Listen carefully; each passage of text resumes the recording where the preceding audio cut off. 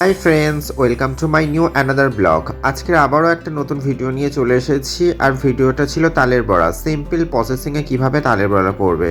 তো ভিডিওটা দেখতে থাকো, আশা করি অনেক ভালো লাগবে। যারা এখনো পর্যন্ত আমার পেজটা ফলো করেনি অবশ্যই ফলো করে দিও। 2000 years later. তালের বড়া বানানোর জন্য ফার্স্ট আমাদেরকে করতে হবে তাল থেকে ভালো করে নোদটা বের করে নিতে হবে। তার মধ্যে চিনি আর লবণ দিয়ে ভালো করে ফেটিয়ে নিতে হবে। তার মধ্যে দিয়ে দিতে হবে পরিমাণ মতো চালের গুঁড়ো আর তার সাথে একটু নারকেল কোড়া। তোমরা চালের গুঁড়োটা সিদ্ধ চালের গুঁড়োও নিতে পারো বা বাজার থেকে কেনা চালের গুঁড়োও নিতে পারো। সবগুলো একসাথে আবারও ভালো করে মিক্স করে নিতে হবে। কিছু মিক্সড হয়ে গেলে তার মধ্যে দিয়ে দিতে হবে পরিমাণ মতো আটা। ময়দা দিলে একটু শক্ত হয়, আটা দিলে খুব নরম হয় আর সুন্দর টেস্টও হয়।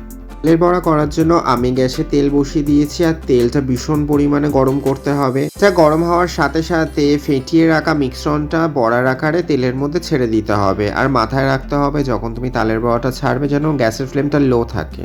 ভালো করে তালের বড়াটা উল্টে পাল্টে ভেজে নামিয়ে নিতে হবে। এছাড়া সারা বছরের এই একটা থেকে দুটো মাসই তাল ভালো করে পাওয়া যায়, তো এই সিজনে একটু তালের বড়া খাবো না তাই কখনো হয়? যাই হোক, তালের বড়া খেতে তো আমি ভীষণ পছন্দ করি। তো তোমরা এরকম তালের বড়া খেতে কে কে পছন্দ করো অবশ্যই কমেন্ট করে জানিও। আর ভিডিওটা ভালো লাগলে একটা লাইক করে দিও।